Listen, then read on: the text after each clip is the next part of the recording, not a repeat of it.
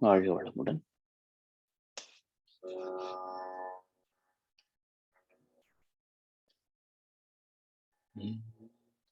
இறைவனை கண்டு கொண்டேன், இறைவனை கண்டு கொண்டேன், அறிவாய் இறைவனை காணுகின்றேன். இறைவனை கண்டு கொண்டேன், அறிவாய் இறைவனை காணுகின்றேன்.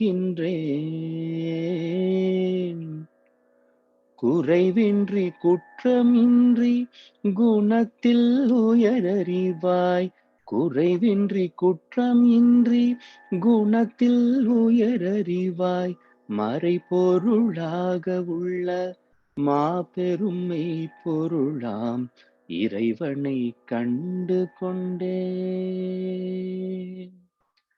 அறிவாய் இறைவனை காணுகின்றேன்.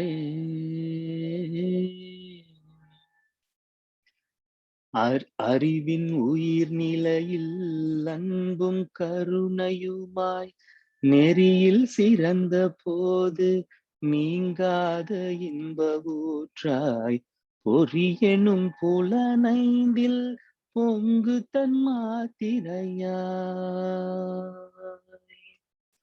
பொறியெனும் புலனைந்தில் பொங்கு தன் மாத்திரையாய், சிறிதும் பெரிதுமாகி சிந்தனைக்கு ஊற்றான இறைவனை கண்டு கொண்டேன். அறிவாய் இறைவனை காணுகின்றேன்.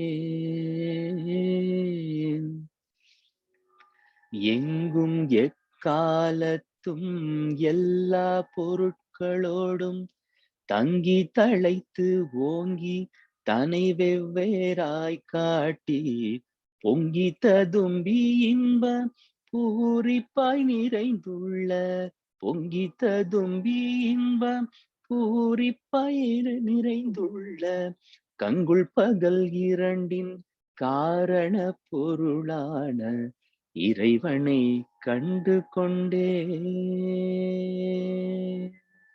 அறிவாய் இறைவனை காணுகின்றேன்.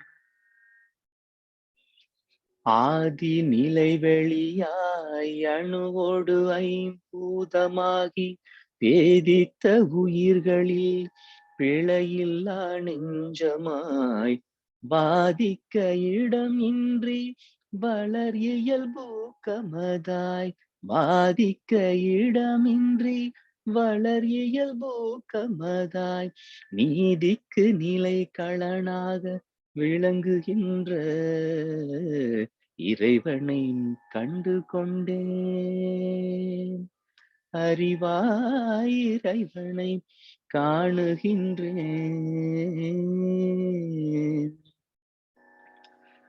உத்தம நண்பர்களும் கட்கும் உரியது சித்தம் எனும் உயிர்க்குள் சிறப்பாய் விளங்குவது, முத்தர்கள் அறிவினில் முழுமையாய் திகழ்வது,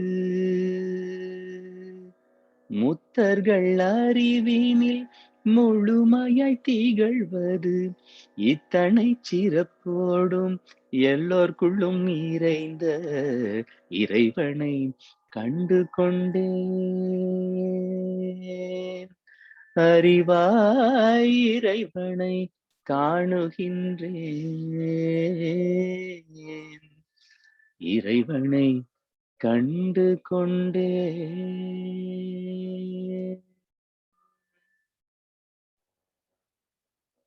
எப்பொருளை எச்செயலை எக்குணத்தை எவ்வுயிரை ஒருவர் அடிக்கடி நினைந்தார், எப்பொருளை எச்செயலை எக்குணத்தை எவ்வுயிரை ஒருவர் அடிக்கடி நினைந்தால் அப்பொருளின் தன்மையதாய் நினைப்போராற்றல் ஆற்றல் அறிவினிலும் உடலினிலும் மாற்றம் காணும். இப்பெருமை இயல்பூக்க நியதியாகும். எவரொருவர் குருவை மதித்து ஒழுகினாலும் தப்பாது குரு உயர்வு மதிப்போர் தம்மை தரத்தினில் உயர்த்தி பிறவி பயனை நல்கும். தப்பாது குரு உயர்வு மதிப்போர் தம்மை தரத்தினில் உயர்த்தி பிறவி பயனை நல்கும். பிறவி பயனை நல்கும். என்ற தலைப்பில் தங்கள் கருத்துக்களை பகிர்ந்து கொள்ள அன்பர்கள் முன்வருமாறு அன்புடன் அழைக்கிறோம். வெங்கடேஷ் குமார் ஐயா, வாழ்க வளமுடன் ஐயா. வாய்ப்பு இருக்குங்களா ஐயா? வாழ்க வளமுடன் அம்மா. வாழ்க வளமுடன் ஐயா. வாழ்க வையகம், வாழ்க வையகம், வாழ்க வளமுடன். குரு வாழ்க, குருவே துணை. எண்ணம், சொல், செயல் இந்த மூன்றும் எவ்வாறு நம் வாழ்க்கையில் பயன்படுகின்றது, எவ்வகையில் நாம் உபயோகப்படுத்துதல் வேண்டும், ஒரு செயல் செய்யும் பொழுது நம் உடலில் எங்கெல்லாம் பதிவுகள் ஏற்படுகின்றது, அதனால் நாம் வாழ்க்கையில் ஏற்படுகின்ற சிக்கல்கள் மற்றும் அதை ஏன் நாம் நேர்கோட்டில் இருக்க வேண்டும் போன்றவற்றை நாம் சற்று விளக்கமாக பார்க்கலாம். எண்ணம் உருவானவுடன் செயல் உருவாகின்றது. அந்த செயல் உடல் செல்களிலும் புலன்களிலும் இயக்க பதிவாக பதிவாகின்றது. மூளை செல்களில் நினைவு பதிவாகவும், ஜீவகாந்தத்தில் பிரதிபலிப்பாகவும், உயிர் துகள்களில் நுண்ணியக்க பதிவாகவும், கருமையத்தில் தரப்பதிவாகவும், வான்காந்தத்தில் சமுதாய பதிவாகவும் பதிவாகின்றது. ஆனால் நாம் ஒரு செயலை செய்யும் பொழுது இவ்வளவு விஷயங்களும் அல்லது பதிவுகளும் பதிவாகின்றன என்று அறியாமலேயே நாம் நம் செயல்களை செய்து கொண்டு வருகின்றோம். அப்பொழுது ஒரு செயல் செய்வதற்கு மூல காரணம் என்ன? எண்ணம். அந்த எண்ணம் எப்படி உருவாகின்றன என்றால், நாம் நம் கண்கள் வழியாக ஒரு காட்சியை கண்டால், உதாரணத்திற்கு ஒரு யானையை கண்டால் அந்த யானை நம் கண்கள் மூலமாக ஒரு கொசு அளவில் பதிவாகும். அந்த கொசு அளவு காட்சி மூளையில் ஜீவகாந்தம் மூலமாக அலை வடிவமாக பதிவாகும். நம் மனதில் பீட்டா, ஆல்பா, தீட்டா, டெல்டா என 4 வகையான அலைச்சுழல் உள்ளன.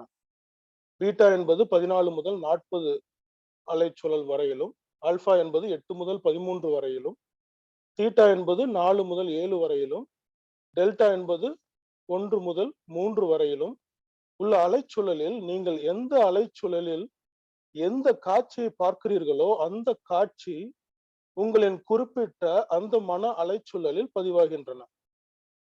உங்களின் மன அலைச்சுழல் வேறுபட்டு கொண்டே இருக்கும் பொழுது எந்த அலைச்சுழலில் நீங்க பார்த்த காட்சி பதிவாகியதோ அந்த அலைச்சுழல் வரும் பொழுது அந்த எண்ணங்கள் வெளிவரும். அப்படி என்றால் எண்ணங்கள் உருவாகுவது நீங்கள் கண்கள் மூலமாக பார்க்கப்படும் காட்சிகளால் தான். அப்படி கண்கள் வழியாக பார்க்கப்படுகின்ற காட்சி என்பது ஜாக்கிரதையாகவும் மிகவும் எச்சரிக்கையுடனும் பார்க்கப்பட வேண்டும். ஏனென்றால் தற்காலத்தில் வாட்ஸ்அப், ஃபேஸ்புக், ட்விட்டர், யூடியூப் என்று நிறைய விஷயங்களில் நாம் பார்க்கப்படும் காட்சிகள் நல்லனவையா என்பதை பார்க்க வேண்டும். இங்குதான் பெற்றோர்கள் அனைவரும் சிந்திக்க வேண்டும். நல்ல காட்சியாக இருந்தால்தான் நமக்கும் சரி நம் குழந்தைகளுக்கும் சரி நல்ல எண்ணங்கள் உருவாகும். நல்ல எண்ணங்கள் உருவானால்தான் நல்ல செயல்கள் செயலுக்கு வரும். நல்ல செயல்களால் தான் நல்ல பதிவுகள் பதிவாகும். முன்னர் கூறியது போல் உயிர் துகள்களில் நுண்ணியக்க பதிவாக பதிவாகின்றது. உயிர் துகள்கள் என்பது ஆண்களுக்கு விந்து, பெண்களுக்கு நாதம். நாம் செய்கின்ற செயல் நம் குழந்தைகளுக்கு சென்றடைகின்றன என்பதற்கு இந்த ஒரு சிஸ்டம் தான் சாட்சி என விஞ்ஞானபூர்வமாக நமது குரு வேதாத்ரி மகரிஷி அவர்கள் மிக தெளிவாக விளக்கியுள்ளார். நாம் செய்கின்ற செயல் நம் உயிர் துகள்களில் பதிவாகின்றன. உயிர் துகள்கள் மூலமாக நம் குழந்தைகளுக்கும் சென்றடைகின்றன. அடுத்து வான்காந்தத்தில் சமுதாய பதிவாக பதிவாகின்றது. நாம் வாழ்க வளமுடன் என்று வாழ்த்தும் பொழுது நம் உடலில் 5 இடத்தில் பதிவாகுவது மட்டுமல்லாமல் வான்காந்தத்தில் சமுதாய பதிவாகவும் பதிவாகின்றது. அப்படி என்றால் நல்ல சமுதாயமாக மாறுவதற்கு நாம் மற்றவர்களை வாழ்த்துதல் வேண்டும். அப்படி வாழ்த்தும் பொழுது நமக்கு மட்டுமல்லாமல் நம் சமுதாயத்திற்கும் நல்லது ஏற்படுகின்றது. இதுவே எதிர்மறை எண்ணங்களாக எடுத்துக்கொண்டால் ஒருவரை நாம் சபிக்கும் பொழுது அது முதலில் நம் உடல்களில் நம் செல்களில் பதிவாகின்றது. உதாரணத்துக்கு மூளை செல்களில் பதிவாகின்றது, உடல் செல்களில் பதிவாகின்றது, ஜீவகாந்தத்தில் பதிவாகின்றது, உயிர் துகள்களில் பதிவாகின்றது, கருமையத்தில் பதிவாகின்றது. முதலில் நம் உடலில் பாதிப்பை ஏற்படுத்திய பிறகுதான் சமுதாயத்திற்கு சென்றடைகின்றது. இந்த தீய எண்ணங்கள் நம் சமுதாயத்தையும் கெடுக்கின்றது. அது மட்டுமல்லாமல் நம்மை போன்ற ஒத்த கருமையத்தை உடையவர்களையும் அது பாதிக்கின்றது. ஒத்த கருமையம் யார் என்று பார்த்தேமானால் நம் குழந்தைகள் தான். ஆகையால் நாமே நம் குழந்தைகளுக்கு ஒரு பதிவை ஏற்படுத்தி விடுகின்றோம். இவ்வாறாக நாம் ஒரு எண்ணத்தையும் ஒவ்வொரு சொல்லையும் ஒவ்வொரு செயலையும் சிறப்பாக செய்தால்தான் நம்முடைய வாழ்வு சிறப்பானதாக இருக்கும். அதற்கு எப்பொழுதும் விழிப்புடன் இருத்தல் வேண்டும். அந்த விழிப்பு நிலை கிட்டுவதற்கு தவமும் தற்சோதனையும் செய்தல் வேண்டும். தவம் செய்யும் பொழுது மன அலைச்சூழல் குறையும். மன அலைச்சூழல் குறையும் பொழுது நாம் புலன் வழி செயல்களை செய்வதை விடுத்து அறிவு வழி செயல்களை செய்ய தொடங்குவோம். புலன் வழியில் செயல்கள் செய்யப்படும் பொழுது தவறுகள் நடக்க வாய்ப்பு அதிகம். ஏனென்றால் அது உணர்ச்சி வயப்பட்ட நிலை. ஆனால் அறிவு வழி செயல்களை செய்யும் பொழுது நாம் தவறு செய்ய மாட்டோம். வாய்ப்புகள் குறைவு. அது மட்டுமல்லாமல் யாருக்கும் எந்த துன்பமும் செய்ய மாட்டோம். வந்த துன்பத்தையும் போக்குவோம். உலகில் உள்ள எல்லா உயிர்களும் இறைநிலையில் இருந்துதான் வரப்பெற்றது. எல்லா உயிர்களையும் நாம் போற்றி பாதுகாத்தல் வேண்டும். நல்ல எண்ணங்கள் மூலமாகவும் நல்ல சொற்கள் மூலமாகவும் நல்ல செயல்கள் மூலமாகவும் பாதுகாத்தல் வேண்டும் என கூறி வாய்ப்பளித்த நல்ல உள்ளங்களுக்கு நன்றி பாராட்டி விடைபெறுகிறேன். நன்றி, வணக்கம். வாழ்க வளமுடன். சிறந்த விளக்கங்கள் ஐயா. நன்றிகள் ஐயா. வாழ்க வளமுடன். அருள்நிதி சிவபாலா ஐயா, வாய்ப்பு இருக்குங்களாங்க ஐயா? வாழ்க வளமுடன்.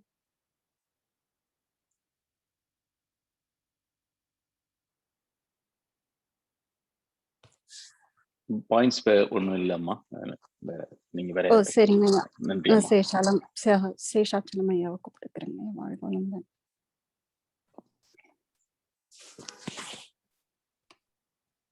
வாழ்க வளமுடன் அம்மா. வாழ்க வளமுடன் ஐயா. தொடருங்கள் ஐயா. வாழ்க வளம். I'll just take 2 minutes. எண்ணம் சொல் செயல். நான் ஒரு இடத்துல படிச்சேன், எண்ணங்களுக்கு தக்கபடியே காரியங்களும் தீர்மானிக்கப்படும். உன் அன்பின் தன்மைக்கு ஏற்றபடி உன் செயல்கள் இருக்கும். உன் செயல்களுக்கு ஏற்றபடி உன் வாழ்க்கை இருக்கும்.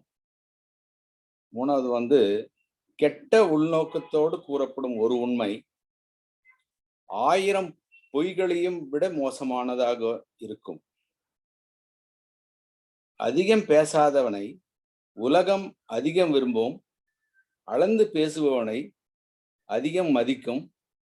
அதிகம் செயல்படுபவனை கை கூப்பி தொழும். செயலில் கெட்டவனை விட மனதில் கெட்டவனே மிகவும் மோசமானவன் என்று காந்தி கூட ஒரு தடவை சொல்லியிருந்ததை நான் படிச்சிருக்கேன் ஒரு இடத்துல. அப்புறம் பேச்சில் இனிமை, கொள்கையில் தெளிவு, செயலில் உறுதி, இவை மூன்றும் உள்ளவரானால் எதையும் நம்ம ஈஸியா ஜெயிக்க முடியும்.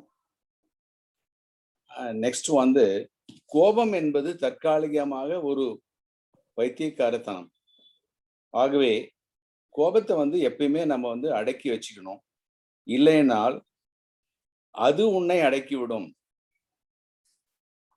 another thing இந்த what is that, some people, the people who take drinks இல்ல, மது நீங்கள் முதலில் மதுவை அருந்துகிறீர்கள், பின் அந்த மது மேலும் மதுவை அருந்துகிறது. பிறகு மது உங்களையும் அருந்திவிடும் அப்படின்னு ஒரு இடத்துல படித்தேன் நான். another thing வந்து நமது சொல் அல்லது செயலுக்கு மூல காரணியாக இருப்பது நமது எண்ணமே. நாம் எதையும் சொல்லும் முன்போ அல்லது எதையும் செய்யும் முன்போ அதற்கான உந்துதல் முதலில் நம் எண்ணத்தில் தான் உருவாகிறது. உங்களுடைய எண்ணம் பண்பட்டு இருந்தால் உங்களுக்கு கெட்ட எண்ணங்களே தோன்றாது. இதனால் உங்கள் சொல்லும் செயலும் தன்னாலேயே பண்பட்டு விடும்.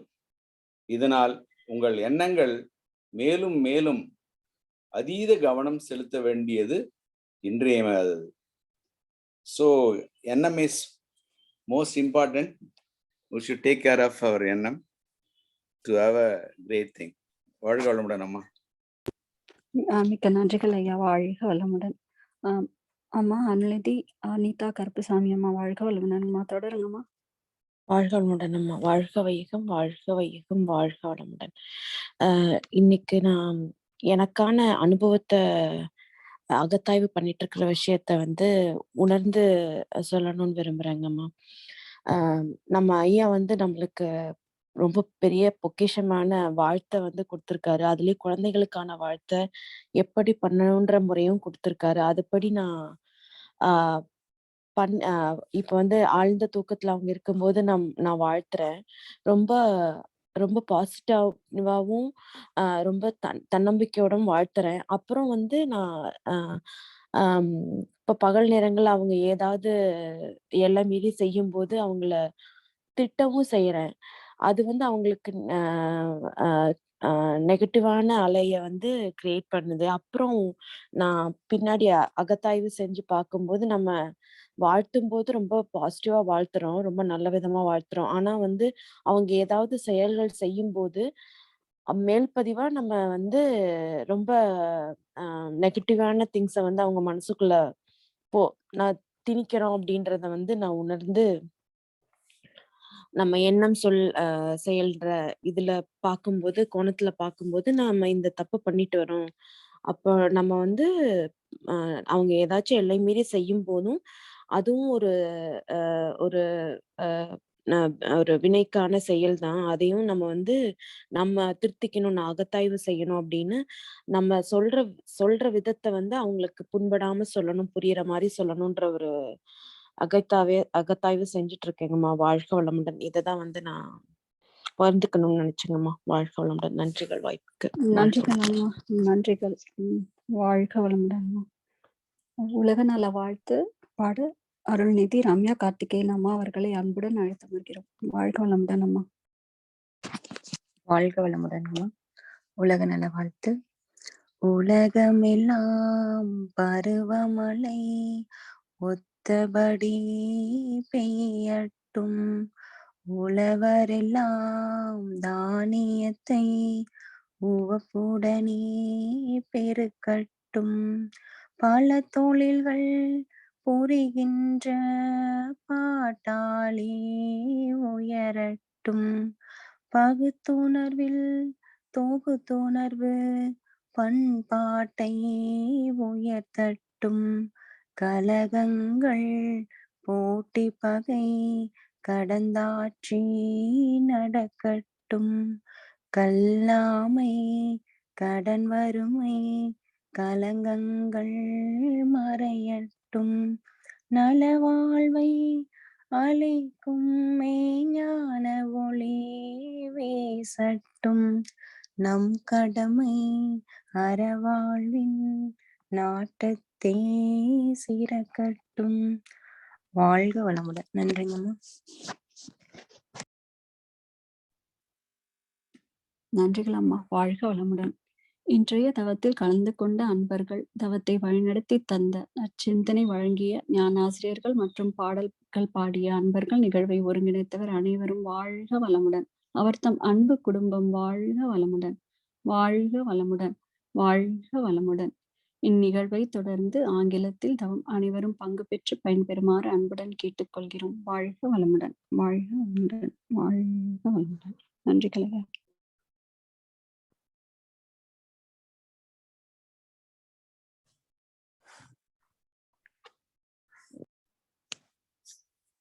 Be blessed by the divine.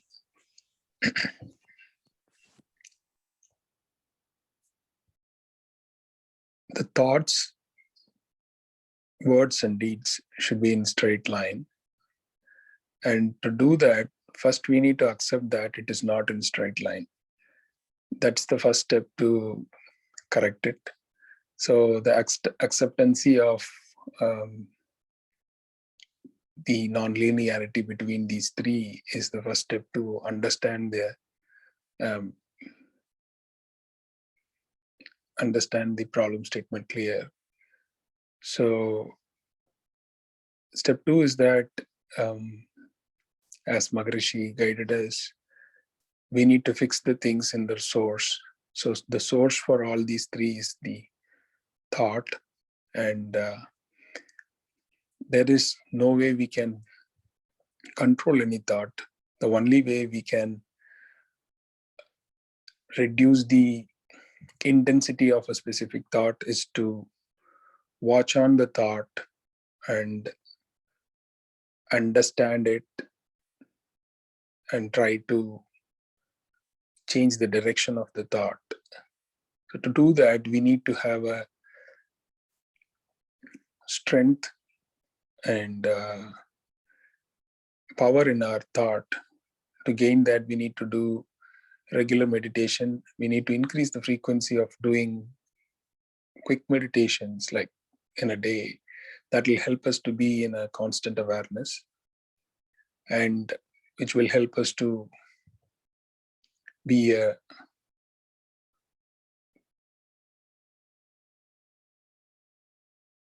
continuous watchful state of our thoughts, and that will help us to streamline the thoughts we get on a daily basis. And number 2 is that the actions. So as Maharishi guided us, we have a list of things to do morning, evening, and during the day and the night. If we practice it continuously, so this practice, again, we a feedback loop to the thought that will fine-tune our thought as well. So doing all the practices Maharishi gave with full-fledged involvement will help us to purify our thought, and fixing the source is the real solution for the non-linearity. And that slowly reduce the limited boundary thought process naturally by doing all this practice, whatever Maharishi gave. And that will also help us to keep a linearity between thought, word, and deed. Thank you so much for the opportunity, Amma. Be blessed by the divine. Thank you so much, Aya, for sharing the wonderful speech. Be blessed by the divine. If any other aspirants want to share their thought, please.